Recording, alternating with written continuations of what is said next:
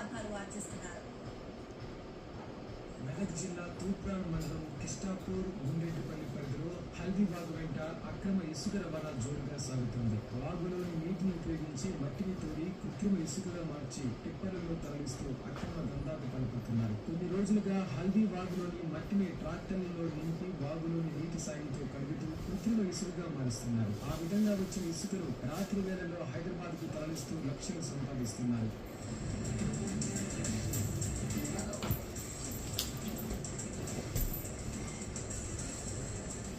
కిష్టాపూర్ శివారులో ఏకంగా ఫిల్టర్ నిర్మాణం చేపట్టి పెద్ద ఎత్తున మట్టిని కలిగి కృత్రిమ ఇసుక తయారు చేస్తున్నారు. ప్రతిరోజు పెద్ద ఎత్తున వాగులోని నీటిని తోడేస్తుండడంపై పరివాహక రైతులు ఆందోళన చెందుతున్నారు. నిత్యం వాగులోని మట్టి పదవిగా ఏర్పడిన పెద్ద పెద్ద గుంతలతో నీరు భూమిలోకి ఇంకగా పంటలకు సాగును వెళ్ళడం లేదని కన్నీరు పెడుతున్నారు. నీటిని ఎక్కువ మొత్తంలో వినియోగిస్తుండడం వల్ల వాగులో నీరు కూడా తగ్గుతున్నట్టుని అన్నదాతలు ఆవేదన వ్యక్తం చేస్తున్నారు.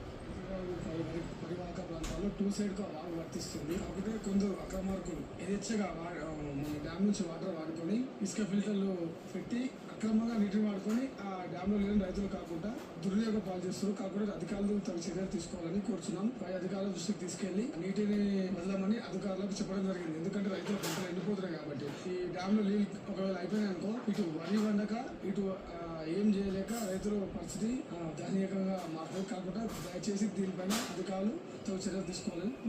హల్దీబాగ్ వెంట కృత్రిమ ఇసుక తయారీ కోసం నీటిని తోడేందుకు కరెంటు మోటార్లను ఉపయోగించి విద్యుత్ చోరీకి పాల్పడుతున్నారు. రైతుల వద్ద నుంచి వ్యవసాయ కనెక్షన్లు తీసుకుని అక్రమార్కులు మట్టి కరిగేందుకు వినియోగించే యంత్రాలకు వాడుతున్నారు. బహిరంగంగా పగటిపూటే ఆ బందా సాగుతున్న అధికారుల వైపు కన్నెత్తి చూడకపోవడం అనుమానాలకు తావిస్తుంది. ఇసుక అక్రమ రవాణాపై పలు ఫిర్యాదులు వచ్చాయని తూప్రాన్ తహసీల్దార్ విజయలక్ష్మి తెలిపారు. బందాపై చర్యలు చేపట్టి అక్రమార్కుల భరతం పడతామని హెచ్చరించారు. మట్టిని ఫిల్టర్ చేసి ఇసుకను అక్రమంగా తరలిస్తూ ఉన్నారన్న ఫిర్యాదుల మేరకు గత వారంలో సిబ్బందిని పంపించి ఇసుక ఫిల్టర్లను జేసీబీల ద్వారా తొలగించడం జరిగింది. కానీ ఆ అక్రమ రవాణాదారులు వారి సొంత ట్రాక్టర్లోనే ఫిల్టర్లను ఏర్పాటు చేసి అక్రమంగా ఇసుకను తరలిస్తున్నారు. మేము దీనిపై ప్రత్యేక బృందాలను ఏర్పాటు చేసి 2-3 రోజులలో వారిపైన ఖచ్చితమైన శిక్షను తీసుకుంటాము. వారిపైన క్రిమినల్ కేసులు కూడా నమోదు చేయడం జరిగింది.